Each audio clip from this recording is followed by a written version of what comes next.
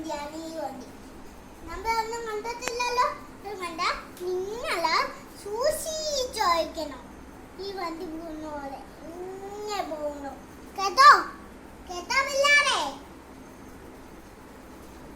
അതുകൊണ്ട് നിങ്ങള് ഞാൻ തോയ്ക്കാൻ പോവാണ്. നിങ്ങൾ നോക്കിച്ചോണം.